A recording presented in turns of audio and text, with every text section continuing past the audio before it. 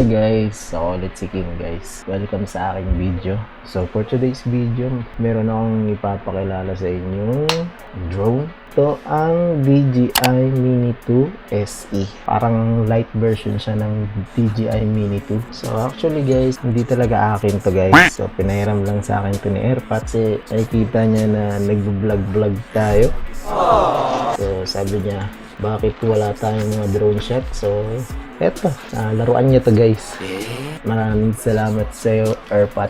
Ibig sabihin nun guys, father ko siya guys. Shoutout sa iyo, pa. Thank you sa pagpairam ng drone. Tingnan natin kung ano yung mga kasama ng drone. Ito, yung drone mismo. Tapos, yung controller. So medyo bago pa talaga siya guys kasi hindi siya nagagamit na Airpat. Kasi nga, laruan niya lang ito eh. May tatlong battery. Ayan. Lagyan ko na ng number para hindi ako malito, diba? Pag pinalipad natin. Good job! Tapos, ano po bang meron dito sa bag na to? Siguro in order na Airpat is yung Fly More combo. Ito meron siyang cord ng pang Android. Kita ba? Tapos, cord ng iPhone. Then, wala na. Yan yung bag niya guys. So, maraming salamat sa iyo, Father Earth. So mamaya lalabas tayo guys para paliparin itong drone. Napagpalipad na rin naman ako ng drone dati, pero mga basic lang. Pero syempre share ko natin sa inyo kung paano magpalipad ng drone. First, syempre tanggalin natin sa cup at buka. Natin guys. Ayan, tanggalin natin itong cup kasi dito yung camera niya. Ito na siya guys. So, ang kinaibahan nila ni DJI Mini 2 is, si DJI Mini 2 ay may 4K na recording, samantalang si DJI Mini 2 SE ay nakakap lang siya ng 2K. So, not bad na rin kung tamang content lang katulad natin or like memories, diba? Okay, na tapos dito yung battery niya guys, tsaka SD card. Wala pa pala tong SD card. So, sabi kasi na Airpat, wala tong SD card. So, ang ginawa niya lang talaga dito, pinalipad niya lang talaga. Eto, bumili ako ng SD card. So, lagi niyong bibilin guys pag mga recording, mga videography or vlog. Lagi kayong bibili guys ng SD card na may V30 yung SD card. Kasi yun lang yung binabasa ng mga ganitong device like mga action cam, GoPro, DJI. Kasi pag mga normal na SD card lang guys, hindi yun babasahin ng device. I mean, babasahin siya pero may mga corrupted files. Naranasan ko yun guys. Kasi nagkamali din ako ng bili ng SD card dati. Bato-bato sinatanggal. A few minutes later. Ayan, kita nyo guys, hindi siya nagpo-focus. So, ayaw mag-focus ng action camera ko guys. So, ipa-flash ko na lang siya sa screen kung ano yung sinasabi kung may B30. Kasi magkakaiba ng speed lot ng SD card guys. So, yung SD card na nabili ko, 128GB. Tapos, meron siyang adapter. So, lagay na natin. Siyempre, battery.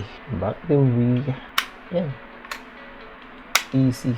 So, pwede din siya i-charge dito guys. Meron siyang port dito. So, pag i-on yung drone guys, isang pindot para i-check yung battery, kung ilang percent dito. Tapos, pangalawang pindot, long press. Okay?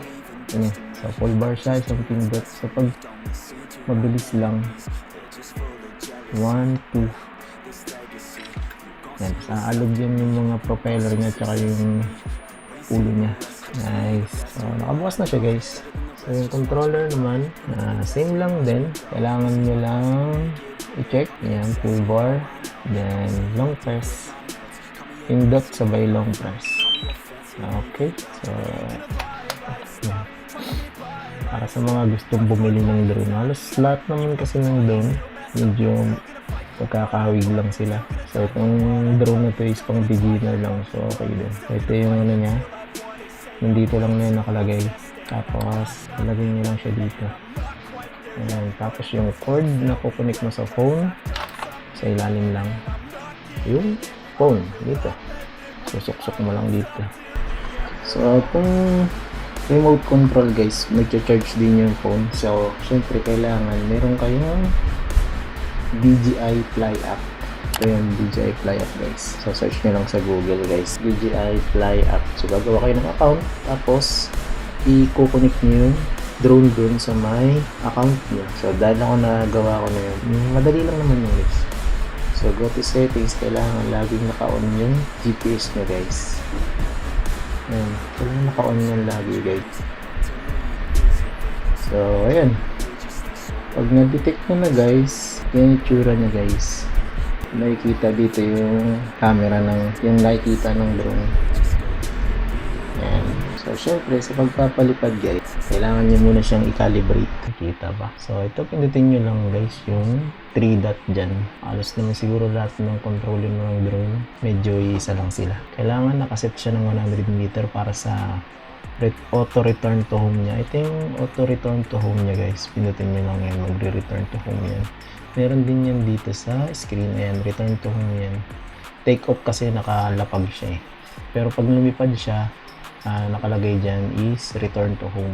Tapos set nyo lang yung max altitude muna ng 100 meter. Tapos yung max distance kailangan 2k meter, 2000 meter kasi beginner pa lang naman tayo guys. So hanggang dyan lang muna, pero nasasagad dyan kung gaano kalayo yung gusto mong paliparin at saka gaano kataas. Ito yung sinasabi kong sensor para bago ka magpalipad, kailangan i-calibrate mo muna yung compass tsaka yung IMU normal. So, calibrate muna natin siya. Kailangan nasa flat surface kayo guys pag nagka-calibrate kayo. So, calibrate muna natin yung IMU. Yan, yan. Start. Kung ano yung nasa picture guys, kailangan nyo siyang gayahin. So, ano natin yung mga propeller, mga pakpak niya. Tupi natin. Para din dagdag safety guys. Para hindi mag-fly away yung mga drone nyo. Okay? And, start. And, na-process niya na. Ayun yung drone. Yan, 94, 95. Kasi yung desk ko guys eh. So, kailangan naman daw naka-tagilid. So, tagilid natin. Yan, nakatagilid na siya guys. Sunod, nakahiga. So, higa natin siya guys. Sunod, nakatayo. Ito yung mahirap eh. Yan. Buti. Tapos, pag nag-complete yung 98, yan, magre-restart yung aircraft. Yan. Ikot-ikot yung camera niya. So, nag-restart na siya. Sunod natin i-calibrate yung nakabukas naman yung pakpak niya. Hindi nyo naman pansinin yung mga nakikita nyo sa desk ko guys. Pakalat talaga. Ayan. So, kailangan pa rin flat surface. So, calibrate na natin yung compass normal. Ayan. Kung ano ulit yung nasa picture, yun lang din yung gagayahin natin. Start na natin. Kailangan daw i-rotate siya ng 360 horizontally. Hanggang mag-okay lang. Yun. Sunod niyan, patayo. Ayun. Tayo natin yung drone. Sabay ikot mo lang. Yun. So, lalabas doon, compass calibration complete. Yung safety, check lang natin. Ayan yung safety, 100 meter, 2,000 meter, 100 meter para pag umuwi. Siyempre, check nyo rin kung updated yung mga aircraft firmware niya. Ayan, check for update. So, updated naman to. Okay. Kasi yung camera, ayan, 60 Hz dapat guys, yung anti-flicker niya. Ayan, tapos ito yung mga parang crosser niya. Yung, tawag dun, parang tututok ka. Ayan, yan. I-on mo lang yan. Ayan. Kaya may mga parang spider dyan. Ayan yun. Tapos, auto mo lang tong max video catch niya. Capacity. So, naset na natin guys. Ito naman yung kung lilig mo lang siya ng auto, pwede mo rin siyang pro. Tapos, laruin mo rin yung mga, yan, yung ISO, white balance, shutter. So, dahil wala tayong experience sa mga ganyan, mga basic lang. So, i-auto na lang natin.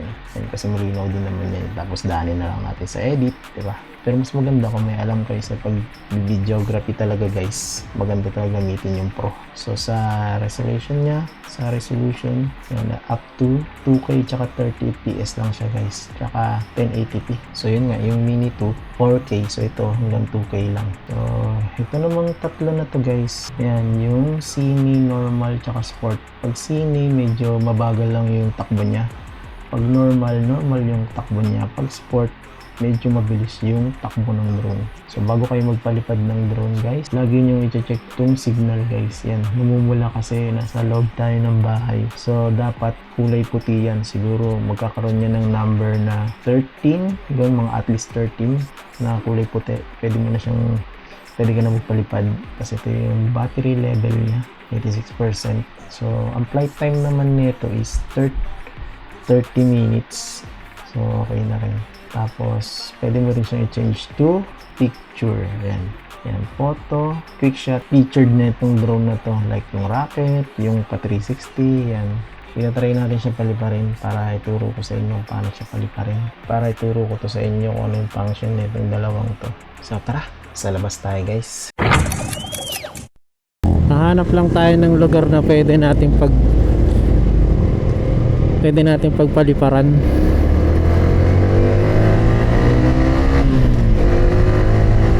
Kasi may mga lugar na bawal ka magpalipad, may mga lugar na kailangan mo muna magpaalam, may mga lugar naman na pwede ka magpalipad. So siguro doon na lang tayo sa dati natin pinuntahan, yung may ilog sa Wawa. At least doon pwede magpalipad. Kaya pag nagpalipad kayo guys, kailangan din itanong nyo muna kung pwede, kasi syempre may mga privacy, tsaka lalong lalo na sa mga sundalo kaya airport.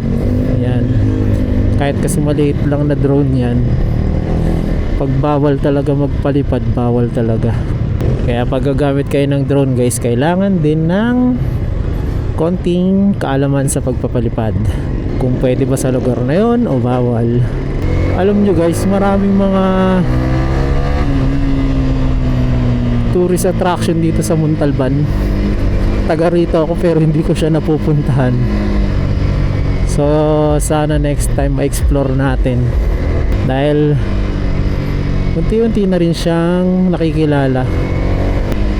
Kahit nga ako na taga rito, ngayon ko lang nakilala may mga ganun palang lugar dito sa amin eh. So next time explore natin. So sa ngayon magpapalipad lang muna tayo dahil maggagabi na rin. Eh ngayon alas 5 na. Ganda talaga ng bundok dito, tsaka medyo malamig. Hello, mga cottage na.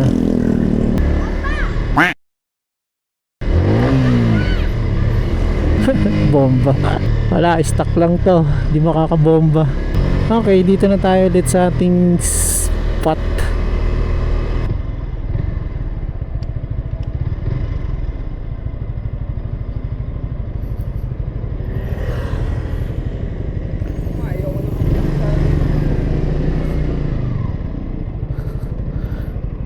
Okay.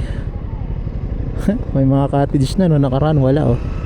So kasama natin si Hogie ulit. Try na natin yung ating drone. So buhayin natin yung drone. Yun yung ating GPS. So nakikita nyo na tayo guys. So ito yung take off. Pag pinindot niya, naangat na siya. So yun guys, kailangan naka home point siya muna para kung sakaling abiryang mangyari, makakauwi siya. Pag pinindot niya yung itong home, tsaka itong home din. Okay? Okay. Makikita niya na guys. So ito yung right. Ayan. Tapos ito yung left. Tapos ito yung atras. So paalala ko guys, kailangan naka 14 yan or 13 pataas para makapagpalipad kayo ng drone. Tapos ito yung sa zoom.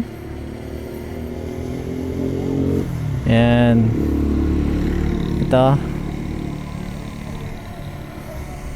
Tapos ito yung angat. Pag pinangat natin, naangat siya. Tapos ito yung baba. Tapos ito yung 360. Yan, sagad nyo lang 360 yan. Yan. Tapos yung kabila ulit, counterclockwise. Yan. So naka-normal lang tayo para makontrol natin. So let's go! I have a dream, that's all I need. I'll make it happen with some work and belief. Know what I want, so I'll take it on. I'll make mistakes, but mistakes make you strong. Let's break it down for a minute. I want the crown, I'm gon' get it. You hear me loud, man, I'm winning. Yeah, Charlie Sheen will be grinning. These ladies know that I'm sinning, and this is just the beginning. I'm closing in the night inning. There ain't no point in resisting. Living life like a dream, live it right, that's the thing. Every night got a team, I've been tied to the scene. Out on stage, here I'm screaming. Okay, it's a dream, and I pray as a team. One day it'll be me. If I want it, then I get it. Head down, don't regret it. Push myself to the limit. If I play it, then I win it. I'm just saying, I'm just living for today. For a minute, I don't stay, I just visit. Have no shame, I admit it. Looking right at me to see if I succeed, to see if I believe. So ayun lang guys, dito ko natatapusin yung video ko guys. So sana may natutunan kayo sa ating video for today, at may na-share ako sa inyong mabuti. At hindi puro katarantaduhan na lang yung nasi-share ko sa inyo guys. So ganun lang magpalipad ng drone. So mas maganda kung magsisimula muna kayo sa mga basic na drone. Okay, ako ulit si Kimsen. Hanggang sa muli natin pagkikita guys. Woo! Ganda ng bundok. Paalam.